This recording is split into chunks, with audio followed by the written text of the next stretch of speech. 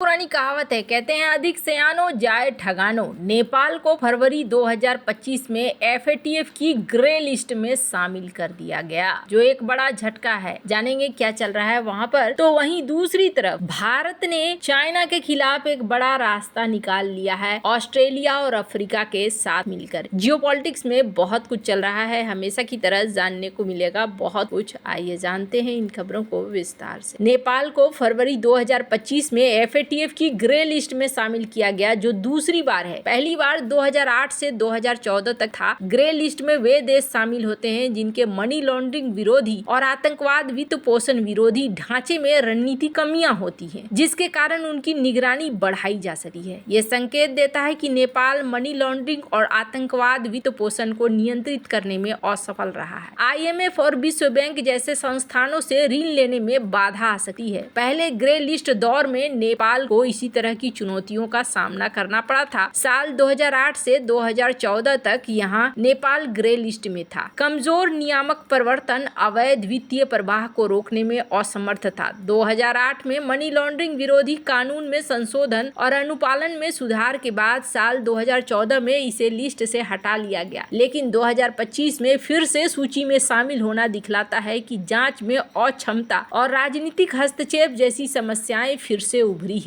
लेख में माओवादी विद्रोह से जुड़े फंडिंग और अवैध वित्तीय नेटवर्क को नियंत्रित करने में असफलता का उल्लेख भी है। 1996 से 2006 के गृह युद्ध के बाद अस्थिरता को दिखलाता है। पाकिस्तान एक क्षेत्रीय पड़ोसी 2018 से 2022 तक ग्रे लिस्ट में था, क्योंकि वह लश्कर-ए-तैयबा और जैसे मोहम्मद जैसे समूहों के आतंकवाद वित्त पोषण को रोकने में असफल रहा। चीन के समर्थन और 34 सुधार बिंदुओं को पूरा करने के बाद वो साल 2022 में इससे बाहर निकला। नेपाल का मामला भले ही छोटा हो, लेकिन इनकी समानताएं बाहरी प्रभाव और सुधारों में घरेलू विरोध सेम है। पाकिस्तान को इस दौरान $38 बिलियन का जीडीपी नुकसान हुआ, जो नेपाल के लिए आर्थिक जोखिम को दिखलाता है। कहा जा रहा है कि चीन नेपाल में अपना प्रभाव बढ़ा रहा है, ताकि दक्षिण एशिया में भारत के प्रभाव को कम किया जा सके। चीन के ऋण और अनुदान कुछ चुकाने योग्य कुछ नहीं है। इसने नेपाल के राजनीतिक नेतृत्व को प्रभावित किया है, जिससे पश्चिमी दबाव कम हुआ है और एफएटीएफ का अनुपालन जटिल हो गया है। चीन ने बीआरआई के तहत नेपाल में भारी निवेश किया है, जैसे ट्रांस हिमालयन रेलवे और सीमा ढांचा अनुदान, जो चुकाने की जरूरत नहीं रखते, नेपाल को निर्भर बनाते हैं। सूत्रों का कहना है कि ये वित्तीय प्रभाव नेपाल को पश्चिमी पारदर्शिता मांगों से दूर रख सकता है। ऐतिहासिक रूप से नेपाल तिब्बती शरणार्थियों के लिए पारगम बिंदु था, जो उन्हें भारत को सौंपता था। कहा जा रहा है कि अब ज्यादातर शरणार्थी चीन को लौटाए जाते हैं, जहां उन्हें गिरफ्तार किया जाता है। साल 2024 में केवल एक शरणार्थी भारत पहुंचा। ये नीति बदलाव 2015 के नेपाल चीन व्यापार और पारगमन समझौते के बाद तेज हुआ है, जब भारत के नाकाबंदी के बाद नेपाल ने चीन की ओर रुख किया है। चीन की नेपाल नीति श्रीलंका में हम्बनटोटा बंदरगाह की तरह है, जो 2017 में बीआरआई ऋण न चुका पाने के कारण चीन को पट्टे पर दे दिया गया। नेपाल का चीन के प्रति ऋण $300 मिलियन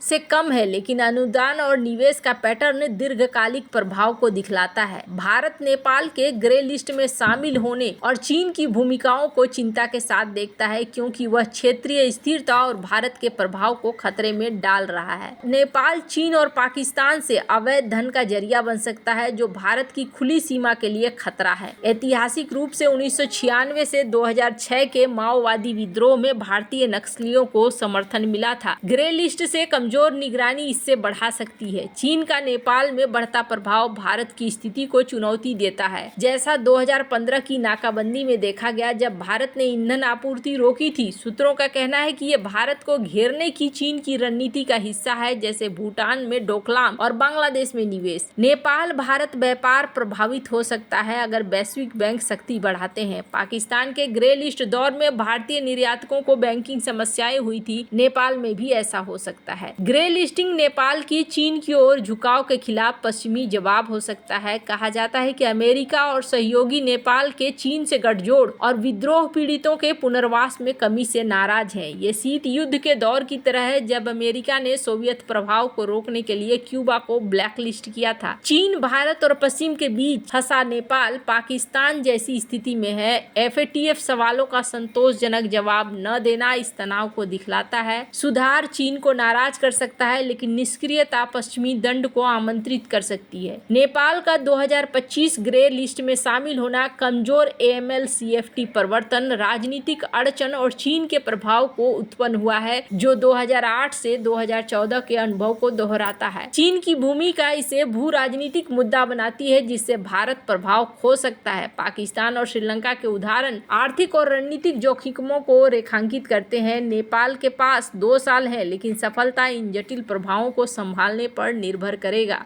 जहां एक तरफ ये सब कुछ चल रहा है, वहीं दूसरी तरफ भारत ने भी एक रास्ता निकाला है। भारत ने चीन से लिथियम और अन्य महत्वपूर्ण खनिजों जैसे कोबाल्ट, तांबा, निकल, रेयर अर्थ तत्वों पर अपनी निर्भरता को कम करने के लिए ऑस्ट्रेलिया और अफ्रीका में खनन संभावनाओं की तलाश तेज कर दी है। ये खनिज स्मार्टफोन, इलेक्ट्रिक वाहन और नवीनीकरणीय ऊर्जा प्रौद्योगिकियों के लिए जरूरी है। चीन इन खनिजों का सबसे बड़ा आपूर्तिकर्ता है और भारत इस एक तरफा निर्भरता को खत्म करना चाहता है, ताकि उसकी आपूर्ति श्रृंखला सुरक्षित हो और चीन का क्षेत्रीय प्रभाव कम हो। 1970 के दशक में भारत और कई अन्य देश तेल के लिए मध्य पूर्व के ओपेक पर निर्भर थे। 1973 में अरब इजराइल युद्ध के दौरान ओपेक ने तेल की कीमतें बढ़ा दी और आपूर्ति रोक दी, जिससे भारत में आर्थिक संकट पैदा हुआ था। अब भारत ऑस्ट्रेलिया और अफ्रीका के खनिज क्षेत्रों में निवेश कर साझेदारी बढ़ा रहा है। ऑस्ट्रेलिया में विशाल लिथियम भंडार है, जबकि अफ्रीका में कोबाल्ट और तांबे की प्रचुरता है। ये कदम न केवल आर्थिक है, बल्कि भू राजनीतिक भी है, क्योंकि भारत चीन के प्रभाव को संतुलित करना चाहता है। ऑस्ट्रेलिया दुनिया का सबसे बड़ा लिथियम उत्पादक है। भारत ने 2021 में ऑस्ट्रेलिया के साथ महत्वपूर्ण खनिज साझेदारी समझौते पर हस्ताक्षर किया है, जिसे अब और मजबूत किया जा रहा है। ऑस्ट्रेलिया का भारत के स्वायत्त क्वाड में शामिल होना भी इस सहयोग की रणनीति का हिस्सा है। अफ्रीका में Bharat Zambia, democratic Republic of Congo जैसे देशों में खनन परियोजनाओं में निवेश कर रहा है। DRC में कोबाल्ट का 60% से अधिक वैश्विक भंडार है, जिस पर चीन का नियंत्रण है। भारत इन देशों के साथ ऐतिहासिक संबंधों का लाभ उठा रहा है, जैसे स्वतंत्रता संग्राम के दौरान अफ्रीकी देशों के साथ एकजुटता। 1960-70 के दशक में भारत ने अफ्रीकी देशों को तकनीकी सहायता और प्रशिक्षण दिया था, जैसे कि ITC, Indian technical and economic cooperation कार्यक्रम। आज ये संबंध खनिज क्षेत्र में सहयोग के लिए आधार बन रहा है। उदाहरण के लिए भारत ने 2000